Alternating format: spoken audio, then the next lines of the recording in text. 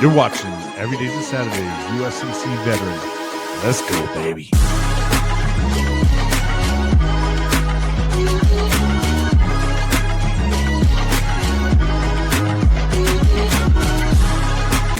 And here's your host, Bryan. And what's going on, friends and family? Thank you guys so much for joining us on another great day, another great coffee talk. And of course, we have our special guest, Marie, with us. We'll bring her on in. Good morning, Marie. How you doing? Look at that sunshine of a smile. Thank you. It's good to be here. Yes, another great day. And of course, we'll go ahead and get it started with brewing up some coffee from good old Cash Coffee.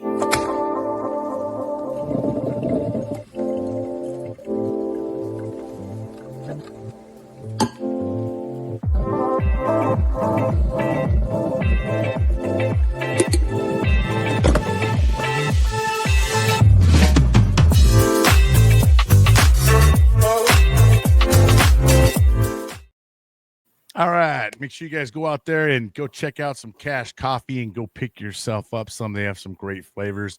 They have all kinds of other things too for supplements for your body. And they got some really cool apparel as well. And like I said, they're just really great people over there at Cash Coffee, supporting their community and first responders and veterans. I really appreciate all that they do. The link is going to be in the description if you guys hit that up. I'm affiliate for them, so you'll help me out a little bit and help them out as well. But right, let's go ahead and get into it, Marie. Today is kind of a reflection. We're going to kind of reflect back on some of the things that maybe we missed, that we've kind of talked about our childhood trauma, talk about our rebellion teenage days, and then what made us join, and we talked about our military life. And of course, her being in for 6 years, me being in for 4, there's a lot to cover in that amount of time. You are living and breathing the military life pretty much 24/7 once you make that commitment. So as you could imagine, there's just a ton of stories and experiences that we obviously couldn't cover all in we almost went 2 hours the last episode. So, and if you guys haven't had the chance to check them all out, go back and we started, I think, around episode 10 or 11 is when Marie jumped on and we started reflecting back. So if you go all the way back, you can kind of get up to speed with us. And let's go ahead and do some reflection. So, Marie, let's talk about, how we do actually. Hold up. I almost got ahead of myself. We got to start off with an amazing poem by Marie. And guys, her her actual poem book is going to be coming out soon, and you got to go pick yourself up a copy.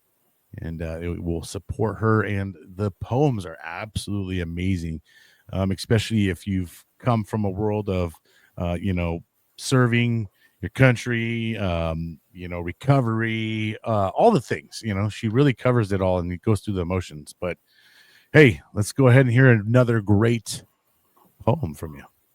Thank you. Yeah, the printed book is getting ready to be delivered to me soon, and we're just working on some legal stuff to get it sold online. So it's moving forward. It's coming to fruition. So you're gonna have it physically, where you're gonna be able to just sit here, ta-da, Yep. All right. It'll be exciting. Yeah. So we've been talking about our military service, right? And talking about, the different emotional wars that we're going through with regards to childhood and also our, military stuff. And anyway, so been talking a lot about like that war that we have going on inside and then, actual deployments and stuff like that. And so that kind of stuff has been on my heart, right? Is that idea of war and emotional war and stuff like that. And it's kind of perfect timing because of what's going on in California right now with the civil stuff that's going on that kind of has gotten out of hand. and Mm. actual like unrest and stuff like that. And you've got some people doing it for the right reasons, and other people have taken it too far. And so I wanted to focus kind of on that idea of like the going too far a little bit, or like that emotional war that's going on. And so this poem that I wrote is called "The War I Refuse to Fight." Hmm. So I wrote this back in March of 2018. So I was about a little over a year sober. And I was just kind of, my eyes were being open to a lot of what was going on in the world. Because for so long, I had been drinking and drugging and just kind of ignoring and putting blinders on of everything. And I just started seeing that there is just so much frustration in the world, right? So you've got so many people fighting this emotional war, and they take it out on each other. And so that is what this poem is about. It's becoming clearer every day, the war that's being fought between brother, sister, man, and wife. Hearts are turning to rot. There's fighting, bickering, slandering, and putting others down. Yet in the end, can you find anyone actually wearing a crown? Many find joy in stomping another small fire out. Can they not see the darkness they are creating all about? Others try to force their views like they are the only way. Do we not live in a land of freedom for all to have their say? What's the point in always putting the other guy down? Do you really enjoy the strain of constantly wearing a frown? Why do we hide our similarities and only bring differences up?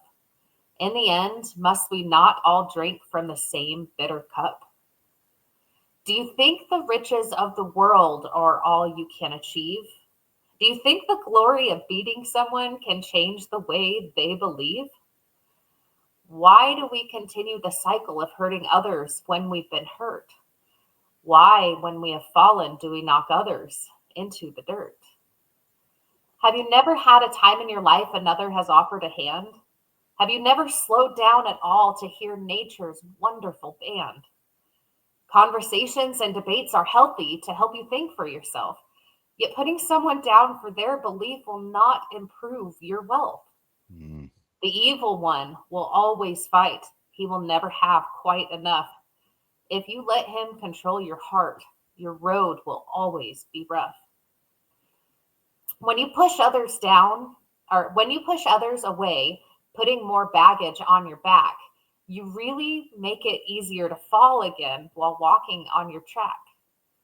We'll need each other in the end when we see the bigger picture, for we all have different strengths and gifts we must add to the mixture. Hmm. So I will not engage to blaspheme or fight people anymore, unless by chance a fight is brought upon my very door. Then I'll protect family and friends, feeling love still for my enemy, because tomorrow they may humble themselves to ask for help from me. I have been in pain before and couldn't see beyond the lies, and others were waiting patiently to comfort all my cries. So today, I wait patiently for others who may need a friend, for I finally see we are all brothers and sisters in the end. There's a life worth so much more than fighting each other will attain, a life of love and harmony in which we can forever remain. The enemy is not one of flesh or blood or bone. It is the negativity inside that hides our light when it is shown. That's why we must lift each other in times of need or hurt and stop letting the evil one win by arguing things of no worth. Look in a child's eyes before he's been corrupted, before the lies of differences his love had interrupted. Those are the very eyes where truth can really be found, of the Creator from above who made us from the ground. He sent us here to test us so we could overcome the pride that this world creates in us and learn to become as one. We cannot make it on our own. This has been proved by all. From the very beginning, when Adam had his first fall, God then sent children to help him get back to a life of respect. For he had to work for his freedom, and others he had to protect. God never did let Adam abide this life alone. He knew that love burned brighter if to others it is shown. So please, if you are struggling, don't lash out on one another. Instead, see how you can help and lift a fellow brother. Tomorrow, it may be you who needs a comforting smile. So why don't we offer another a compliment once in a while? Instead of attacking others and making them feel small, let us stand united against negativity once and for all. Wow, that is great. And I've been kind of saying this, and I don't know if I've really said it on air so much, but it goes along the lines of how I feel about some of this. Is sometimes some people have a really good issue that they're fighting for, right? And that they believe in. Okay. But it gets skewed because they get radical with it. And then they take someone else's, like, let's just take the flag, for instance, right? And the national anthem. People are disrespecting that to get their point across. But now you're disrespecting a whole other community of people to prove your point. For me, that loses its validity of why what you were fighting for. Now you've convoluted it, you've muddied it up by being radical with it, taking it to the next level, taking other people's beliefs and mocking them to make yours better. I can't get with it. I can't get with it. I can't get with people flying another color on the streets, right? But they don't even want to go live in that country's flag. That's why they're here.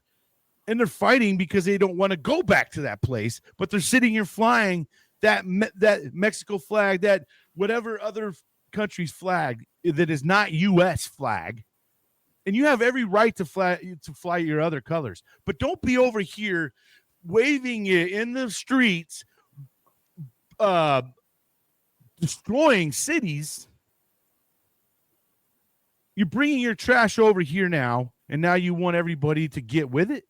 I can't. I'm sorry. These are not the same people that migrated over here many, many years ago who wanted to make this country a better place, who actually came here, left the other countries because they wanted to make a better life for their families. And so they came over here and they put hard work. And America was built on a lot of immigration. But those people did it the right way. Now everybody over here is just wants their cake and ice cream and eat it too, while all of the Americans who go to work hard and work hard for their money have to sit here and pay for a whole bunch of people who don't want to go do the right process. I'm all for people being over here in America, no matter where you come from. But you need to be here and do the due process like every single one of us do, that have lived here. There ain't no free pass for you. I'm sorry. There ain't no free pass for anybody. And I don't mean to get political or anything, but it's just, it goes along with your poem, though. I feel like a lot of the issues that we got today are just being radicalized. So it really muddies the water, and it doesn't make it clear and cut anymore. And now people got to start looking into things and deciphering where do they stand on this topic, without getting overly radical.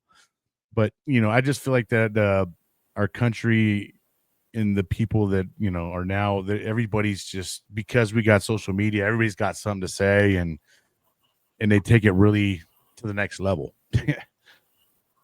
Well, and that's the thing too, is like there's a lot of these debaters that I listen to occasionally, right? There's a couple of them. I won't put names out there, right? But I listen to some of these debaters who are talking about these hot topics that are like very, very big. And I love their stance on what they have to say.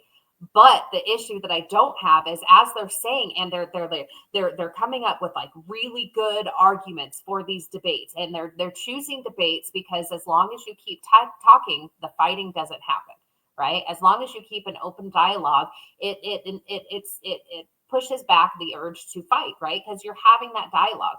But what I don't like is the little quips that they throw in there the little daggers that they throw in there at the other side, and the little jokes and the attacks that they put in there. So they're having full on educational conversations, and then all of a sudden it's like, oh well, this da da da, and I'm like, where did that come from? Like, that completely negates everything that you're talking about, because you're sitting there saying, let's have a healthy debate, and then you're throwing in a little dagger to try and get a response. And it just drives me nuts, because it's like, okay, healthy debates are amazing, but if something triggers you, admit, hey, I'm triggered right now, and then maybe change the subject for a minute so you can calm down and then continue on. But no, they get triggered and then they throw out a dagger. And that's the thing, is that's how all of this starts, when people get triggered and they throw a dagger. And that is what my life was like so long, for so long. I was consistently triggered all the time. But for me, sometimes I would throw daggers, but sometimes I would use people, but mostly I would just get into victim mentality, and I would just get emotional, and that causes, issues of its own. But a lot of other people, turn to the anger, and oh, I don't know. It's interesting the way that people do it. It's like, I think we need to find a way to normalize. I'm triggered, so I'm going to shut this conversation down for a minute. Yeah. I'm going to calm down, and then we can come back to it. Or, you know what I mean? But no, everyone's like, I'm triggered and I just have to respond. Well, that's the thing is, and a lot of times when you're triggered, you're using emotion. You're coming from an emotional state. You're not coming from a logical state. So sometimes even what you're saying isn't even true sometimes, and you know that, right? But you're gonna sling it out because now this person already slang something out at you, so you got a tit for tat. Yep. Everybody's got to have the last word, right? I mean, and it's got to make their point, and that's, it's hard because we got into the level we can't have these conversations with the people without hating each other at the end or it getting nasty. TikTok is horrible right now. If you were to go through there on all the politics stuff that they got, and it's just hate, and it's just literally in their little thing, it makes a thing about the other side, right? They bait the other side to come on, and they put a panel, and then they just sit there and they throw rocks at each other the whole time. None of it's been. I've not seen one cordial one happen in that I've seen. It starts, chucking out, name calling and your mama this, and it gets so ugly. And then that right there goes and proves my ultimate point, because at the end of the day, I think all this stuff is done on purpose, and it's working. It is really meant for you and I to not like each other because of this pencil. You know what I mean? They made a big deal about this pencil. Why? Well, that eraser, no, that is yellow. I mean, we get all wrapped up about some little object, and they just throw it at us, and we all just fight over it. It's like hungry people that have no food, and then they throw out a little bone, and then everybody's fighting for the bone. Well, that's the thing, is so many people are stuck in a reactionary state, Right. stuck in fight or flight. And Sure. it usually has, and that's where I was for so many years. And it has to Same. do with our childhood. It has to do with the way that we're raised. Sometimes it has to do with society. For us, it has to do with our military trauma. Other people's traumas. Like, we felt unsafe, and this what's funny is a lot of these reactions are actually PTSD reactions. And I'm going to say something that other people don't like to hear, right? PTSD is not just from war. PTSD is an abnormal reaction to feeling unsafe at some point in your life. That is what PTSD is, right? Some people can go through hell and they handle it. They are healthy enough to be able to process through, and they are able to react, appropriately, and they move on with their life. But most of us, right, we had an abnormal reaction. We felt unsafe. And so then it became a fight or flight response for the rest of our lives. And then we'll dwell about that situation Yes. after it, right? Yes. Oh. And so Yes. And I that's should the have thing handled it is, differently, or this or that, or fuck this motherfucker, yes, or it's any little thing triggers us back into that moment. Right. And that's the thing is like anybody can have PTSD. Like some No, people think sure. it's just a Absolutely. military thing. No, it's not. PTSD it's an abnormal reaction. Just like some people can drink and other people are alcoholics, right?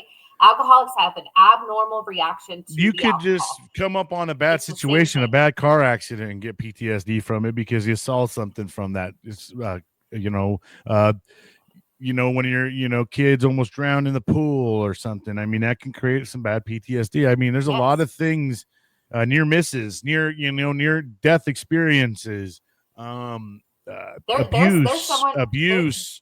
Mhm. There's all different kinds of PTSD. There's a lot of different levels, and that's the one thing about that's intricate with mental health is mental health. You cannot define mental health, right? Because mental health looks different for you. Mental health looks different for me, and it looks you put A, B, C, and D.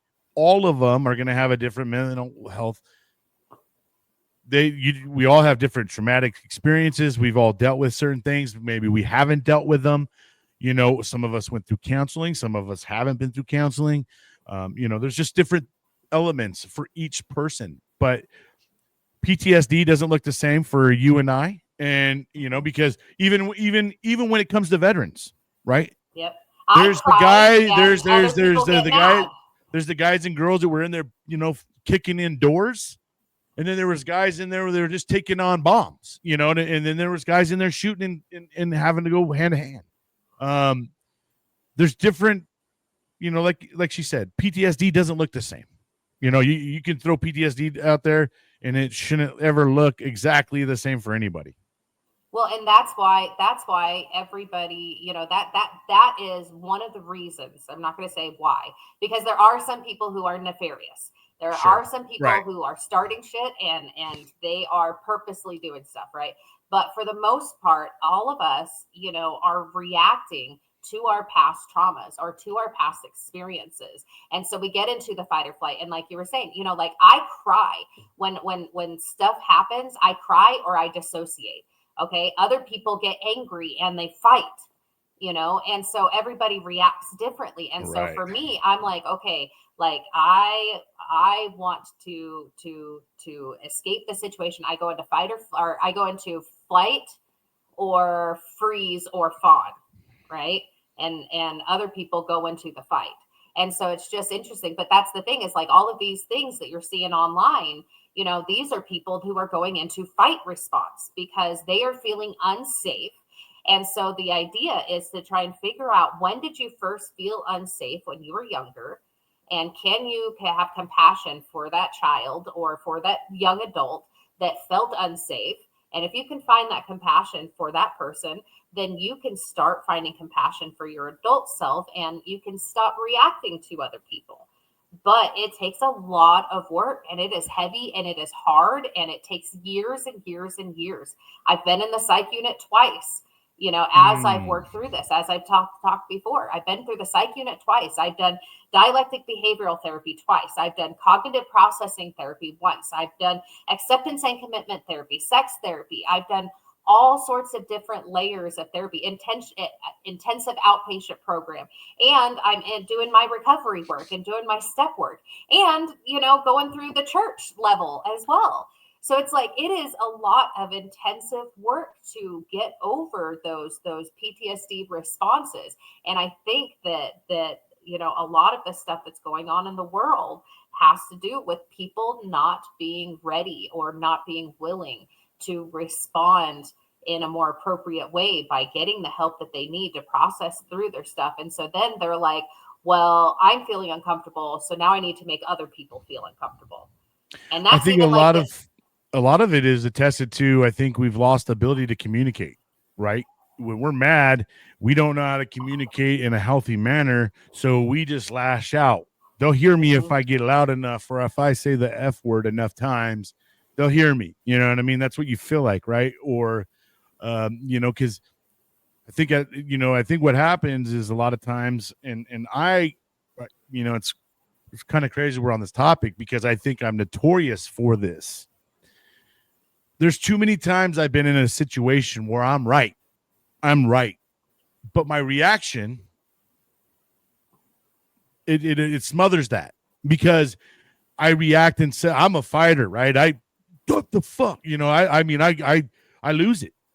And when I lose it, I end up losing my battle, right? Because now people are focusing on my reaction. Now they're talking about my reaction. Now this pencil that we were talking about is no longer the talk. It's about this reaction over here. You know what I mean?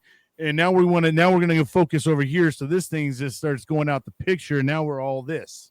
And then all of a sudden this gets thrown into it and this gets thrown into it, all these other things. And now you just left the one issue that you were trying to deal with, not dealt with. So guess what? It becomes part of the other ones later that just get thrown in the mix, because your reaction is messing up things. So that's why something that I learned I've got to do better at applying is I took a Dale Carnegie course, and one of the things they said is reaction is something that you need to take time with. If like say you get a bad email, they suggest that you do not fire off that email within the first 5 to 10 minutes of reading it.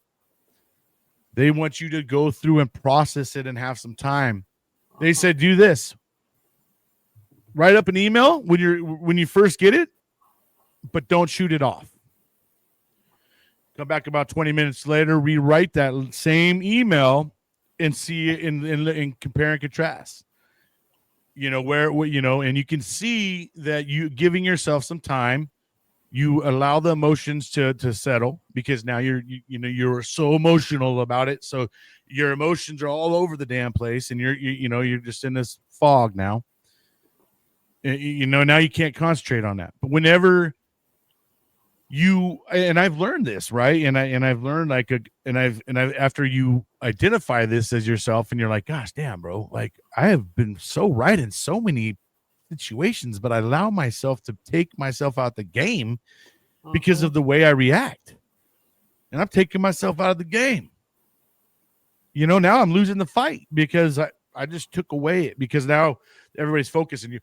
You're being yes, you're not no, you get slang all these extra things, and like I said, now you're what you wanted to get accomplished is no longer going to be accomplished. I think that's really happening in today's society too, right? We have so many things burdening us, and we don't know how to say it other than lashing out and acting crazy about it. No one wants to go and have a good conversation on on any side, really. They'd rather just go and start poking holes at each other, throwing rocks and burning shit down, stealing. Well, the hard thing about it too is there's the response that you're talking about, right? Where it's like the anger gets in, but then there's the response like me, right? And this is something that they're fighting off of each other because, like, for me, I might be wrong, but I get into victim mentality and I get emotional and I cry and well, you just hate me. And there's a lot of that going on, is that victim mentality. Well, you said this, it means you hate me. And like, that's the thing is like with my husband, right? I start thinking that anything that he says or does is about me. And so I have to do what you just said, right? I have to be like, okay, I'm feeling emotional. I need to walk away for a minute. And I go and I'll take a shower, or I'll do some prayers, or I'll just do some pondering and meditation. And then I'll write a letter. And then that letter usually is full of this victim mentality. Well, you did this and you did this and it means this and I'm feeling this way. And then I step back and I rewrite it usually a couple times. And I'll be like, okay, here is how I responded to what happened. However, this is a response based on these emotions. And I know that these emotions are on me, but here is my concerns. And so I can go through and I can do that. And then I can have a conversation with him once I have calmed down and kind of cleared out that trauma response, because that trauma response for me, is that victim mentality. And it's the same example. My husband dropped me off at the the doctors yesterday, and there was a miscommunication. I was just going to run in and come back out, but he drove around and parked. And I got like real frustrated because I'm like, oh, he hates me, he abandoned me. But we didn't properly, have that conversation. And so I Right. had to like calm down. I've got like tears in my eyes as I'm going to find where he's parked. And I'm like, okay, it was a miscommunication, And so I had to like calm myself down because I immediately went into, he hates me and he did this on purpose. And that is what's going on with a lot of this political stuff, and that is a lot of what I did throughout my life. I was constantly, and it's the same thing like with my family. I had a conversation with one of my sisters the other day, and we were talking, and I just like started crying because I was just overly emotional. And she's just like, listen, nobody's saying that. And I'm like, I know that. I just can't stop the emotions right now, And so I've gotten to the point where I can see the other side, but I still get overly emotional. So I have to take a step back. And I think if people just did that in the world, is like, hey, I am feeling triggered. I need a minute. Give me a second. This is a Yeah. trauma response. I don't want to take it Right. out on you. I need a trauma response. And for other people to respect that balance and just be like, okay, I need to separate that. But that's the thing is like, I didn't do that, right? I was constantly overly emotional and I didn't know why. And so that was one of the main reasons I had this problem inside that I couldn't figure out. I couldn't figure out how to address it. And so I drank, or I ran to people, or I ran to places, or I ran to drugs, or I ran to food. I ran to whatever it was that would give me that comfort because I didn't know what was inside and I didn't know how to respond to it. And so that's, and But then, yeah. that comes with setting boundaries, right? And, Mm-hmm. and part of the setting boundaries is allowing yourself to have that time to react. And that's the hard part sometimes when you're married or have a spouse and you have an issue at hand. You want to go fucking hammer that issue out right away, and It needs to be sometimes talked about right now. and then you start like beating that thing up, and the other person on the other side is at that level of like, I don't want to beat that up right now, I don't feel like talking about that. But you're so adamant about that, right? And that's where you have to respect the boundary part. Right now maybe they do need some time, but in the same sense, when you do set that boundary, you do owe that person to come back, like you said. If you are asking for that moment of time where you need to reflect, you do owe that person to come back and say, all right, let's talk about this now. I feel like I'm in a place now that I can talk about this without destroying my opinion or my thought on this. And now you can hear me better too, right? The other thing about that is that when we're losing it in our reaction is we're probably a little bit out of character at this moment in time, and you're now saying things, and everything else is coming in, and you're trying to throw all this extra stuff up, and like I said, now you're also throwing onto the problem as well. Well, and you So start dissociating. It's like this is no longer based on my values. And that's what dissociation is, right? Like your brain kind of goes somewhere and your body is reacting. And that's right, what dissociation, right? And so that's the thing is you are no longer acting on your values because you're not present in the situation. You are out here and you are strictly reacting with emotions. And so whether that's in anger or whether that's in victim mentality and emotions, that's what happens. I no, for I have sure. I have gotten much better to be able to recognize when it's happening with me, right? I'm like, okay, I feel my body. I actually, in intensive outpatient program, they taught me what is physically, chemically going on, and then what is emotionally going on, so I can pay attention. My body's getting hot, my heart's starting to pound, and my head's feeling like it's going to explode, and I'm feeling like I need to react and respond, and I'm like, okay, I need to stop. So I've gotten to the point where I can kind of like recognize what is happening and walk away. What I'm still struggling with is allowing my husband the same autonomy because when he gets frustrated, he's like, I need time. I'm like, but I need to talk Yeah. right now. I No. want to Right. talk right Yes. now. Yes. This is Yes. so important. And so Right. I'm working on giving him that autonomy and kind of pulling Respecting myself his back. boundary. Yes. If I Yes. want if I want people to respect my boundaries, I need to respect theirs. And what As I hard think, as it may be, because I, yes, you know, I'm with you, Marie. I'm with you. Same thing. My wife's, I want to, well, we're going to finish this, you know, like I hate leaving things undone because then for me, I walk away with like major anxieties and everything else, right? That comes with, yeah.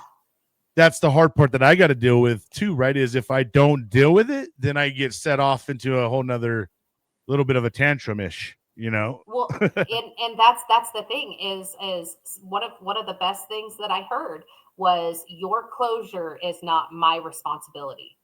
And I was Right. like, "Oh, damn." Like, No, I "Okay, love okay." that. And, you know, Yeah, and because I have to deal with my own emotions, and I have to find peace with whatever may happen, same thing whether with it's an happiness. outcome that I like. We're not Yeah, whether responsible it's for other people's happiness, and you know we were, you know, I'm not responsible to make you a happy person, right? And yes. you're not responsible to make me a happy person. I think a So lot of people in relationships have that expectation. My person should be doing X, Y, and Z for me, you know, and making me feel this way. We don't have yeah. control over emotions or feelings in the way that the psychological part is. Well, and that's the thing is we go into like everything that we've been talking about, right? Is talking about finding a better way to react to the things that we've been through. You know, Mhm. if we go into biblical Daniel in the lion's den, right? He was standing in the lion's den and still at peace. Even though there's a lion here, and then Yeah. he was able to find peace. And it turned out good for him. But for other people, you've got Jesus on the cross, right? He's sitting there, instead of blaming other people, he is suffering and he is dying and he is still finding peace. And that's the thing, that we can get to that point where it doesn't matter if this person accepts your whatever you're trying to do to have closure or repair. It doesn't matter if this other person accepts it or not. You need to find peace within yourself, and I have such a hard time with that. But that's Well, that's that's I that's what think my life is trying to be like, is to be able to find peace no matter what happens. My closure, my peace, my joy is on me and on nobody else. the more that we've had traumatic stuff is, you know, it really plays a part in how we are as, you know, humans and stuff like that too, right? I think that reactions and things like that really play a part in that. And when you're, you know, when you have a lot of things that you didn't deal with from your past, which a lot of us don't deal with our childhood stuff, right? You grow up, you kind of forget about it, you start having your own kids, and then you really forget about it until you start becoming a parent, and then a lot of that stuff you start feeling it because you're becoming a parent, or you know, there's just a lot of things in life that end up making you realize certain things. You don't have to become a parent to realize it either. Life in general starts to show you things as you get older, and you get more experience. But you know, I feel that the more traumatic of experiences that we've had, a lot of us turn ourselves into victims, you know, and we all have a victim mentality. When we get into a situation, we turn ourselves into victims, you know, and that's how people try to get themselves out of trouble. You know, and instead of actually owning and taking some ownership of what happened, they just turn themselves into some kind of a victim. And now they're focusing on like, it's because of this and it's because of that. And no, it's because of you did this and that, right? You got to own that part instead of allow you to keep pushing back the blame of, you know, it's because of this, it's because of that, it's because of my mental health, you know. Or if you are that cognizant to realize it's because of your mental health, you should have the ability to start being able to work on that part instead of continuously go back and grab it, the same thing over and over. And the definition of doing something over and over and never getting a different result is crazy. Well, and this is where the importance of outside help comes in. The reality of the situation, kind of like my poem was saying, is we can't do this shit on our own. Right. We need to have other people. We need to have a community, whether that's friends or family or therapy or church or recovery groups, whatever it is. We need other people to help us to gain the tools that we need to be able to do what you said. Like if we can identify, hey, something's not right. This isn't me. This isn't the way that I want to feel. This isn't the way I want to think, but it's the only way that I can feel or think. Then we have to get out of ourselves to find the help to be able to change the way that we're thinking and we're feeling. And that's the hard part, because all of our life, if you ask for help or if you did that as a sign of weakness, and that's what has made it really hard for a lot of people. And a lot of people get themselves to a point of no return damn near, because they don't want to go talk to someone because they're afraid of being the judge, judgment, or how's this person going to view me after I tell them this. So everybody got to constantly keep playing this facade. It gets tiring. If you don't live your life as who you are, it gets to be tiring and it gets to be old, So, playing the chameleon, trying to change colors and be a part of your environment every time, it really gets to wear you down. So I don't know if I said this before, but Jim Carrey, I believe it was Jim Carrey, did an interview and talked about the idea of depression, right? And he talked about how it's normal for people to have reactions to things and to feel sad and to feel emotions, right? But when people get into a depression, right? Like they get into a depression. It actually the way that he worded that, I can't remember, but it stands for deep rest. My body needs to be in deep rest because it is sick of playing the role that I have tried to play. And so I am depressed of playing. I need a deep rest from this role. I am depressed because of this role I've been trying to play. I'm trying to pretend like I'm happy. I'm trying to pretend like I'm a chameleon. I'm trying to pretend like everything's fine, but I am depressed. And it's because my body is literally responding to it and saying, hey, I'm done playing this role. And so when you can get to a point and say, hey, I'm not happy. Why am I not happy? Well, maybe it's because I've been playing a role that I don't want to play anymore. Whether it's our reactions or our chameleon or our addictions, whatever it is there something, like, or the people pleasing and the caretaker personality. If you're doing all this service work and you're like, oh, I'm seriously depressed. Maybe that's a role you don't want to play right now. Right. Maybe you Yeah. need to take time to yourself and figure it out. Like for me, that was a huge thing. Is I was such a caretaker. I was like, I've got to do service work. I've got to do all of this for other people. I've got to be there for other people. And I was hating myself because I had not addressed that I have worth outside of what I can do for other people, right? And so I had to kind of take a step back from the surface work to be like, okay, I need to find my peace. And then I decided this is the type of stuff that I want to do, but it doesn't define me. If I have a day where I can't help someone, it doesn't mean I'm going to hell. But Right. that's where my stuck points were going. Is Yeah. I was like, I was putting on this pretense that it's like I had to do this for other people, and that is what my worth is. And so I had And to challenge that. and again, that's where we are talking about having a little bit of selfishness for ourselves, right? A lot of times we beat ourselves to death for others, mentally, physically, and then to the point you find out and you're just like, what's going on? Well, no shit, man. You've given all your energy to other folks, and sometimes we don't even have the energies for ourselves anymore because we are depleting it for others.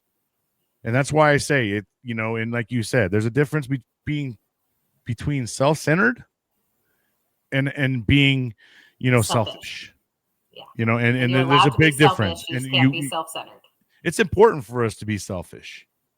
And just like you said, it's a part about recharging yourself, recharging your mental as well. That's taking breaks from your kids. Some of you moms don't let go to the bathroom and your kids sitting right next to you as you're trying to go to the restroom.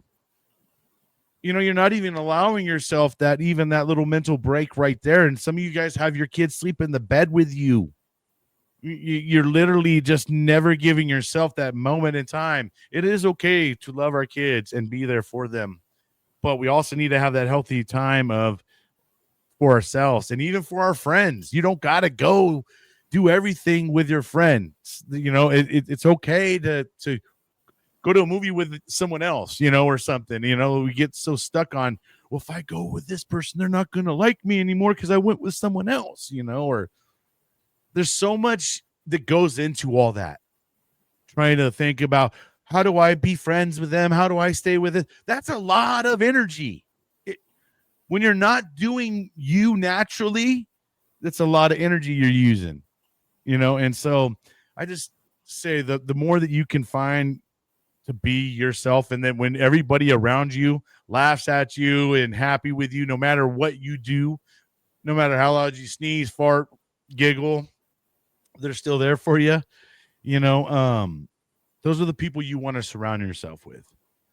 The people that you're sitting there and you feel like you got to keep working and working and working to be their friends, that is too much. That is too much. Go work on something else that's more healthier. But trying to make someone be your friends, hey, there's a lot of people out there that can be your friends. Don't go waste your time on the ones that make you work for their friendship.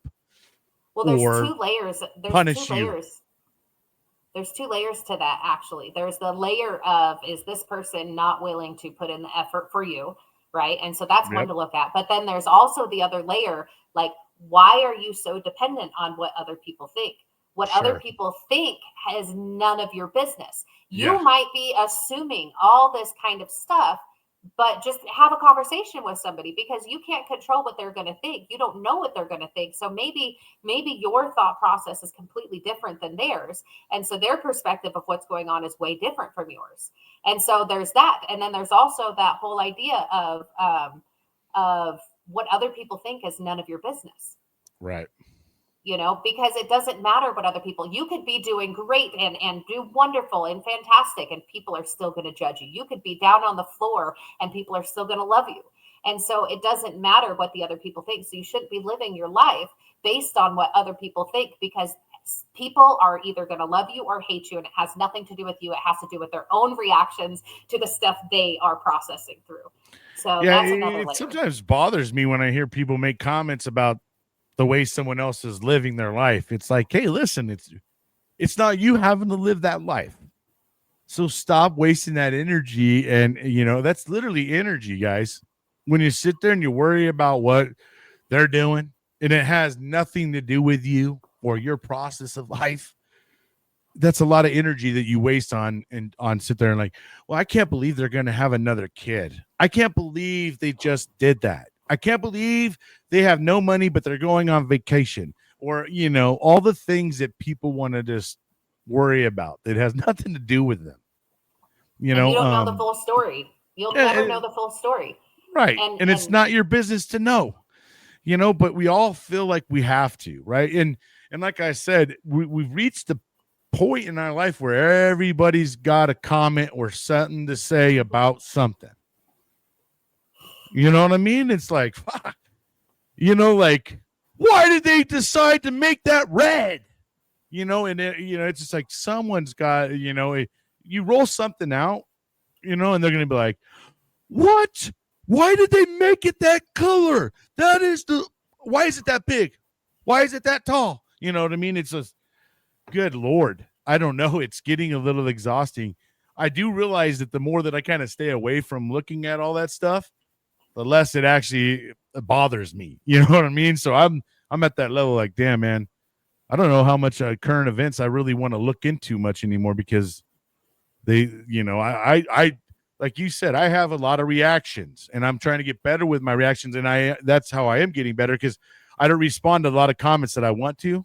Sometimes I'll be reading through some about, or I'll watch a video and I'm just like, and I have gotten so much better at not giving in to the crap. There's a lot of trolls out there, social trolls that just really want to piss you off, and they do a great job, because I've been there. I've gotten kicked out of TikTok on a live because someone in the comment made me say something, didn't make me say something. I said Yeah. something because of that. You But know, I was just going to say, like those trolls, those guys are reacting through a trauma response as well. They didn't get a lot of the positive reactions that they wanted at some point in their life. So they're like, oh, I need negative attention. And yeah. that's the thing is And then we're so many feeding people them. seek negative attention. When we Yes. respond to them, we're feeding the troll, right?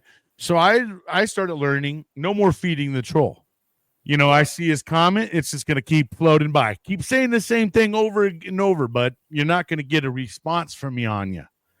Well, It's and okay. I know what you're doing. You're dingling this little berry out there. So if I grab it, then they go and sound all alarms. He grabbed the Lord, and the next thing you know, I'm shut down. Well, the way that I try to do it, and this is something that I've learned in recovery, right, is that everyone is dealing with their own sickness. So instead of looking at that person as that person is a piece of shit or that person is not good, I can look at it as that person is really sick.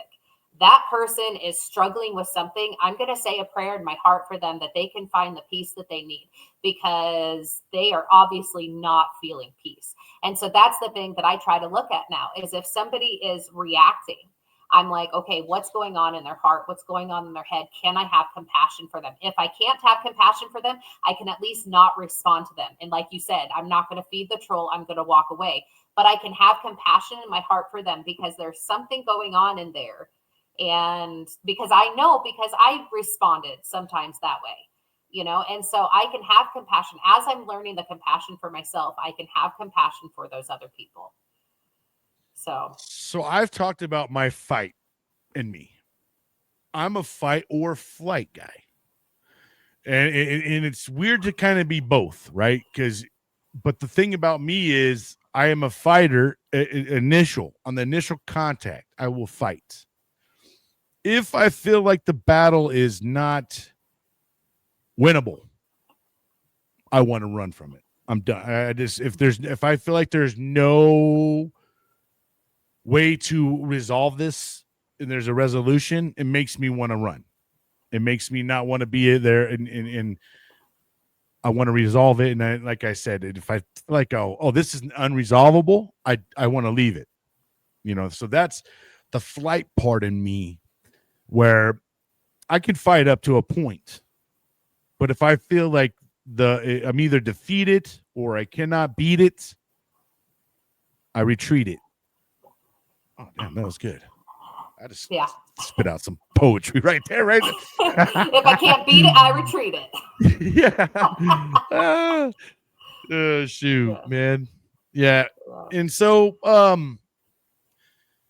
I know we were going to talk about reflection, which this is kind of about reflection, right? I mean, a lot of the way that we are today is a lot to do with that the pinnacle point of our lives.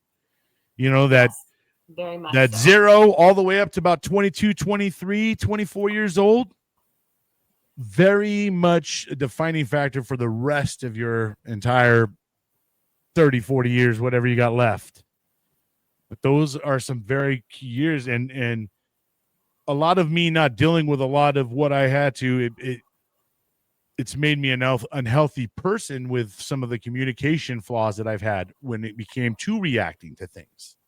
Yeah. So that's where I suffered in the communication realm, is that my reaction to something would never, like I said, that would overshadow the actual conversation. And it turns out to be a lot of other stuff than what the initial contact was about. So, that's why it's crucial for you younger folks out there, especially you guys hitting into your 20s, to try to get yourself as healthy as you can and start learning the coping mechanisms, learning the communication, the way to communicate with someone in a healthier manner and things like that. It's important. And I know it's really hard to concentrate on that, because at your age, when you're that young 20 years old, your mind's on trying to get a career, trying to get the job, maybe you're freshly getting a family started, or you want to get your family started. There's so much weighing on you as when you're at that age. But give yourself a better fighting chance by trying to be healthier with it all. Because when you have a healthier mind and stuff like that, you will be able to process things better, and you will have a better reaction to things. Because there's going to be a time that you have a bad reaction, but if you had a better reaction, your point would have been heard. But your point's not going to be heard when you're just motherfucker, just you're losing it. Because I've been there. I'm guilty of that, and I own it. Right? I'm still, to this day, I work on that stuff, man. And I've even told my wife, like, I've figured it out. My reaction's horrible. That's right. That's it. There's nothing else to say. My reaction is horrible. I need to get better at having a better reaction, so that way you can hear what the hell I'm saying. But you're so concentrated on my reaction, you ain't hearing shit. So I've learned that now. So now that I've learned that, I'm more cognizant of it when it's starting to take place. Okay, this is starting to escalate to a level that's no good and unhealthy at this point in time. Let's scale back. I think next week when we go into, hey, what was our life like when we got out of the military? Me and you will be able to give some good experiences of what not to do for some people. Like some of the reactions that we both had to life and how we move forward. And like for me, getting into the addictions and stuff like that, and that getting lost even more in that victim mentality. And so I think that this is kind of like good that we're talking about, in this session, that we're talking about how, like, hey, here are some of the things that we have worked on now. And I think next week will be good for us to be like, here is how we came to this conclusion because of the things that we went through when we got back, and then yeah, we almost kind of go backwards, right? Like you guys get to see, that we own a lot of stuff, right? And then you're gonna hear about all the stuff that we have to own, because, like you said, there's a lot. I lived really unhealthy, man. Like when I got out, I just, I think I was a little bit of an identity crisis for me, where I'm trying to figure out, where do I stand in the world? What's next? What do I do? I gotta be a family man. I got kids, I got to get the white picket fence going. We got to get the apple tree out in the yard, just all these things that we kind of been morphed into believing as kids. You grow up like forever, the white picket fence, you remember hearing that all the time, the white picket fence, the beautiful yard and the house, the American dream. Yeah, the American dream, all that stuff. Yeah. I mean, and that's what they really drove into us, right? And so that put a lot of pressure on you right when you turn 18. Like all of a sudden you're an adult. Boom, boy, you better figure it out right now. Like I'm not ready. A lot of kids ain't ready. So I'm excited to talk about that, and it's probably a good segue for us to kind of wrap things up. Today was a really good conversation about reflecting a little bit, reactions, things like that. It's important, like I said, guys, to identify some of these things that is wrong. Start identifying what's wrong with you, right? And start working on those things. It's never too late. That's a hard part. Is admitting there's something wrong with you, because we've always been trained in our head to think that if something's wrong with you, you're broken, you're not normal, all those things that you get conditioned to think. But the thing about it is the longer you continue to live unhealthy or allow yourself not to heal, you're going to get more into a web. You're going to get caught up way more into a web and have to unweb yourself later on in life. So try to make best of it now. Don't lose so many years and then look back and say, gosh, I lost 20 years because I just was too hard headed, because I didn't want to say I had a mental health problem. I didn't want to say I had this wrong with me. I didn't want to say because I'm ashamed or I'm afraid, especially a lot of you that been through the military. You don't want to talk about being disabled, or having ailments or this and that and the other, right? Yeah. I sleep with two rest brace on every night. I look like a robo guy going to bed down here. If I wear the compressions and all that stuff too, I just can't do it all, and I Yep. halfway take those things off halfway through the night all the time anyways. I'm throwing them across the room. But it's okay, guys. It's okay not to be okay. And that's at the end of the day, that's what I gotta say. It is okay to say that you're not okay, If you, because that is temporary. That's a temporary thing. You can fix that. Just because some shitty moment is like that now doesn't mean it has to stay like that forever. I could assure you, I've been in some real bad situations. And had I given up, I wouldn't be at a place where I'm at today. And I can't, and I wouldn't have nothing to look back and reflect and say, damn, man, I came so far and I did so well. And, I'm still stumbling, bumbling, but I'm way more erect and running now than I ever was before. That sounded bad. Um, but anyhow, you got any little closing remarks besides reading another poem? yeah. Um, if nobody's noticed, I am really working on not interrupting because I have a tendency to what I have to say is more important. So I'll like start and then I'll like stop myself. I'm like, no, I don't. I need to stop.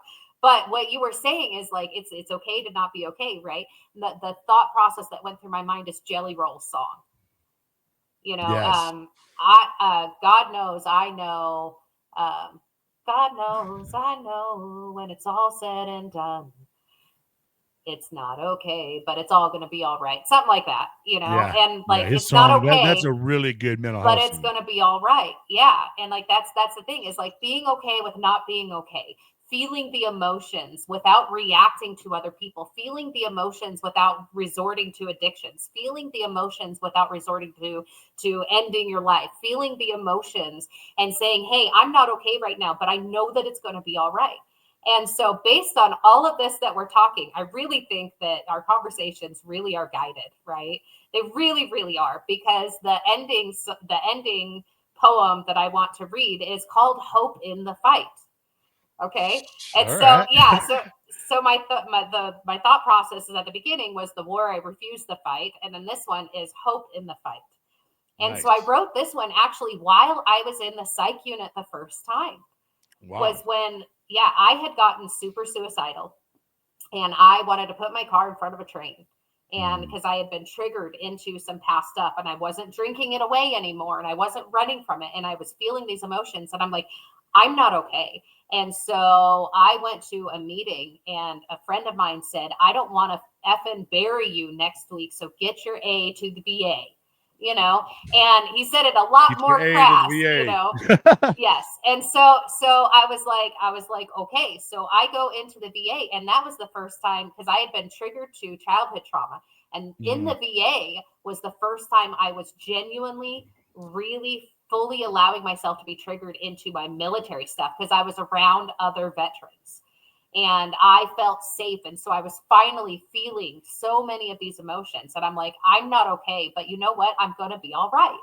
And so that is where this poem came from. And it's based on everything that we've talked about today up until this point from all of our stuff, right? So this is called Hope in the Fight.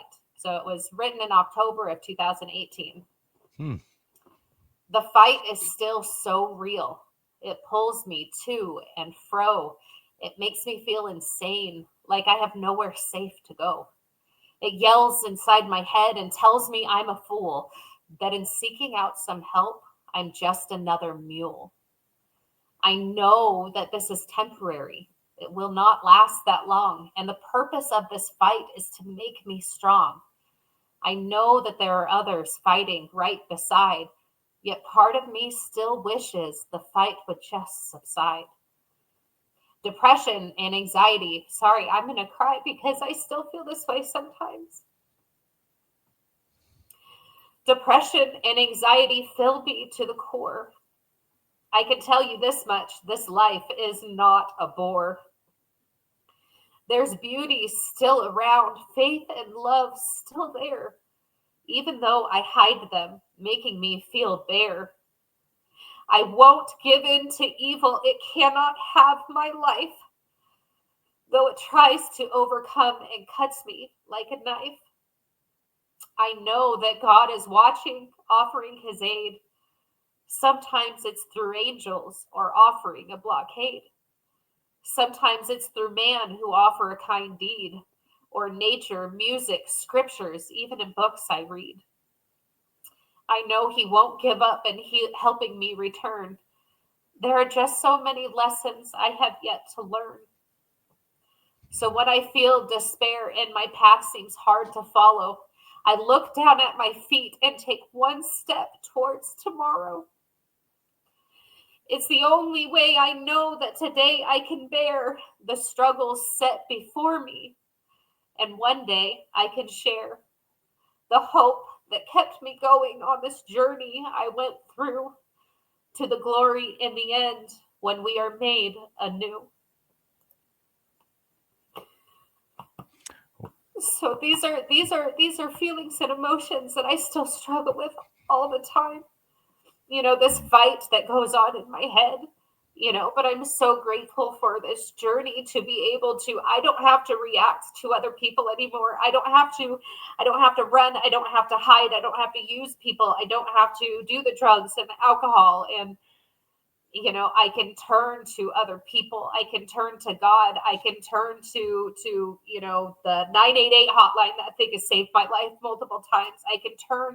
I know where I can turn to help. I have solutions now, and for so long I was stuck in the problem.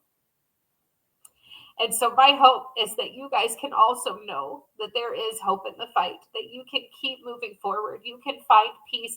You don't have to be stuck in these reactions. You don't have to be stuck in victim mentality or anger or frustration. And you can let go of resentments and you can feel peace no matter what is happening. I was talking the other day, and I know a homeless guy who is the most peaceful person I have met. His body is falling apart. He is financially, has nothing. He's literally living in his car for a while, and then before that in a tent, you know.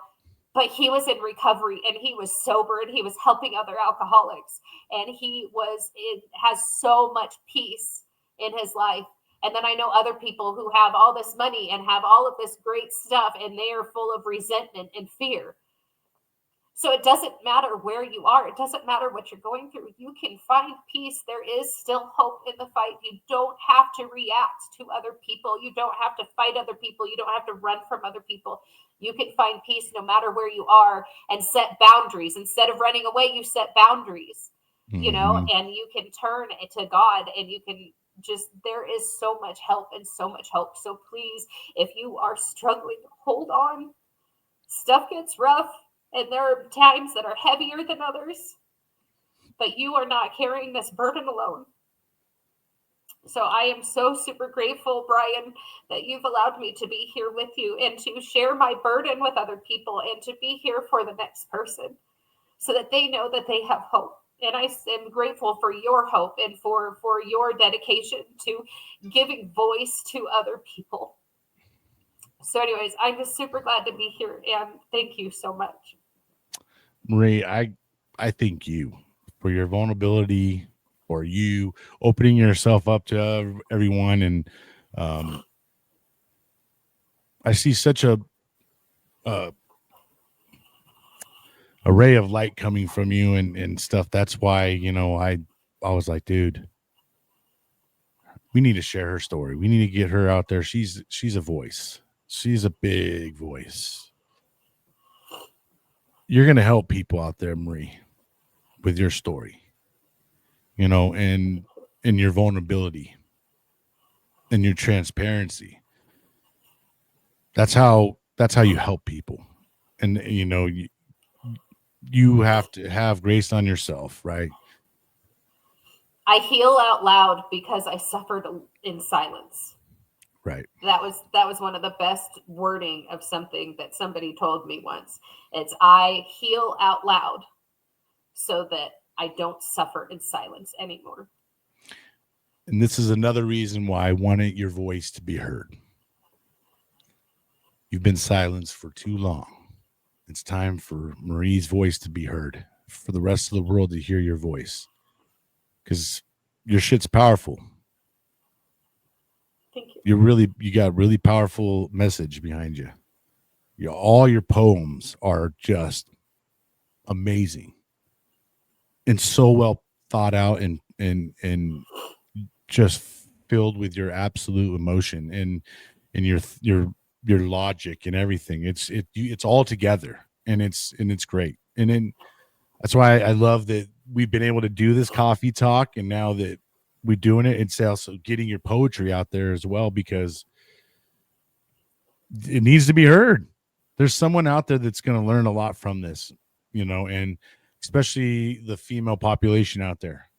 A lot of them don't want to talk. A lot of them are scared to talk. A lot of them, feel some kind of way. So I really do appreciate you being so vulnerable and just coming on and talking. That's why I thought this is great. This is a great opportunity for someone who has an amazing story out there, who hasn't had the opportunity to really tell the world. It's time. It's your time. It's your time to shine. You know what I mean? So I'm glad that we're walking down this journey together. You know what I mean? And sharing both of our worlds. It's not easy. It's definitely not easy. And then everybody out there, all of you that are staying with us for each of these, conversations, we appreciate you. And if you're out there struggling and you want your voice to be heard, or you just, want to say something, email us. Every day is a Saturday, 365 at yahoo.com. You don't even, if you want it to be, you don't want your name to be heard or anything. You just want your story. You want your voice to be heard. Shoot us. We'll let your voice be heard. You want to come on and share it? Come on. If you want us to read it over the air, we'll read it over the air too. But we need people's voices to be heard, because there's a lot of deaf ears out there. A lot of people ain't hearing shit. So we might have to scream a lot louder so people can start hearing us, because we don't want you to become a statistic. We don't want you to become a number. We need everyone here. Your family needs you. We need you. Everybody needs you. Don't give up. There's hope out there. I promise you, man. It's some days it definitely seems like there's no end to this. There's no, that's the mindset. Okay. Stay with it. Find good people that are going to help you through your process. It is okay for us to ask for help. It's okay. I know that you've been conditioned not to think that it's not okay. But I'm here to tell you, as your brother, it's okay. And gosh damn it, you do what it takes for you to be okay. And you take whatever time you need to get there. But hey, let's all live for today and make it through tomorrow, and just be the best version of ourselves. And when you see your brother or sister down, help them out. If you've been down in a bad path in your life and you're already in a good place, you should be sharing that. How did you get there? Let's help everybody else out. Start shining our lights to everybody. Come over here. Come to the light. Come to the light. That's what we need to do. But all right. That's going to be pretty much it. Marie, you got anything else before we head out? No, just thank you. This has been wonderful. Absolutely. You guys, thank you so much once again. We hope you have an amazing day out there. Remember how we say on the show, don't let the day kick your ass. Make sure you're out there kicking it. Until next time, we'll see you guys. Thank you for watching. Please like and subscribe.